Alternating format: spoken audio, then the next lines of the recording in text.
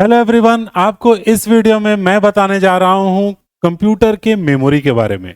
Computer में memory कितने तरह का होता है, कैसे काम करता है, पूरा कंप्लीट इंफॉर्मेशन इस वीडियो में आपको मिलने वाला है। शुरू से लास्ट तक बने रहिएगा, उम्मीद है आपको अच्छे से समझ में आएगा।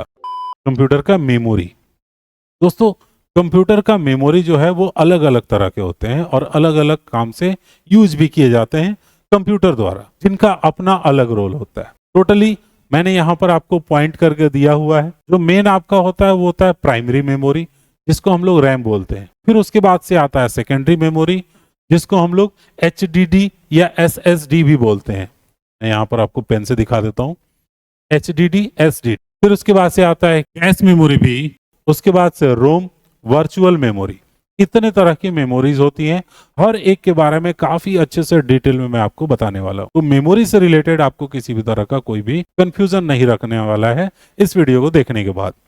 तो सबसे पहले नंबर हम लोग बात करेंगे प्राइमरी मेमोरी के बारे में, यानी जिसे हम लोग बोलते हैं रैम, जिसका फुल फॉर्म होता है रैंडम एक्सेस मेमोरी। देखिए, ये सारे मेमोरी मिलकर कंप्यूटर को फास्ट, स्टेबल और पावरफुल बनाते हैं। जिसमें रैम का रोल होता है, ये आपके सीपीयू का सबसे पास होता है, ठीक है। रैंडम एक्सेस मेमोरी होता है और ये टेम्पोररी मेमोरी भी होता है, जिसे हम चला रहे होते हैं। जब तक प्रोग्राम, आपका डेटा जो चल रहा होता है वो इसमें स्टोर होता है, यानी जैसे जो प्रोग्राम आप खोले हैं वो उस समय रैम में है, और जैसे ही आप उसको बंद करते हैं रैम में से गायब हो जाता है। कंप्यूटर जब बंद होता है तो रैम का डेटा भी डिलीट हो जाता है। रैम जितना ज्यादा होगा उतना ज्यादा प्रोग्राम्स एक साथ आप चला सकते हैं, उतने बड़े फाइल्स पे आप काम कर सकते हैं, और ये आपके कंप्यूटर को फास्ट भी करेगा, ठीक है। ये कुछ इस तरह से आपको दिखता है रैम, आप देख सकते हैं छोटे छोटे ब्लॉक्स होते हैं। ये प्योरली आपका रैम का फिगर है। अब हम लोग बढ़ते हैं दूसरे मेमोरी के बारे में, जिसको हम लोग क्या बोलेंगे, सेकेंडरी मेमोरी। सेकेंडरी मेमोरी मतलब जिसमें हमारा पूरा डेटा स्टोर होकर रहता है। तो सेकेंडरी मेमोरी परमानेंट स्टोरेज होता है। इसमें डेटा कंप्यूटर बंद होने के बाद भी रहता है, यानी आपका कंप्यूटर बंद हो जाए तो भी उसका डेटा सेफ रहेगा। कुछ एग्जांपल्स मैंने यहाँ पर आपको लिख दिया है सेकेंडरी स्टोरेज में। जैसे ये आपका हार्ड डिस्क हो गया, जो आपके कंप्यूटर के अंदर लगा होता है, कुछ इस तरह से दिखता है, ठीक है। ये आपका एक्सटर्नल हार्ड डिस्क हो गया, HDD ही बोलते हैं इसको भी, ये भी HDD है। ये आपका पेन ड्राइव हो गया, ये सब, ठीक है। ये CD कैसेट्स हो गए, जो पुराने टाइम में हम स्टोरेज के लिए यूज करते थे, आजकल पेन ड्राइव से काम हो जाता है। इसको हम लोग SSD बोलते हैं, सॉलिड स्टेट ड्राइव, ये भी SSD है। अब SSD का क्या यूज रहता है, ये आपका जो स्पीड है, जो हार्ड डिस्क जो स्पीड देता था उससे कई गुना तेज स्पीड देता है। ये आपको लैपटॉप में लगता है और ये आपको कंप्यूटर में लगता है, ठीक है। तो ये आपका स्पीड काफी ज्यादा बढ़ा देता है, इसलिए ये नई टेक्नोलॉजी में ये यूज होती है। ये भी मेमोरी है, जो चिप आप लगाते हैं अपने फोन में या कैमरे में, वो भी मेमोरी कार्ड है। ये सब सेकेंडरी मेमोरी है। सेकेंडरी मेमोरी डेटा को लॉन्ग टर्म सेव करके रखने का काम करती है, जैसे movie, software, document, photo, game, सारा का सारा बैकअप आपका इसी में रहता है। कंप्यूटर जिस प्रोग्राम से चल रहा है वो प्रोग्राम भी इसी में स्टोर होकर रहता है।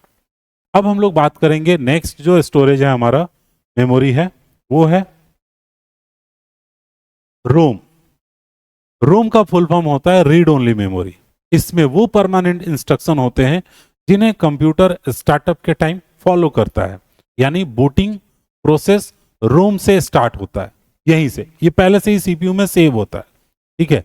रोम का डेटा चेंज नहीं होता है, और इसमें स्टोरेज इंस्ट्रक्शन मशीन को बेसिक फंक्शन सिखाती है, यानी मशीन का बेसिक फंक्शन इसमें रहता है, जिससे ये प्रोग्राम आपका शुरू हो जाता है।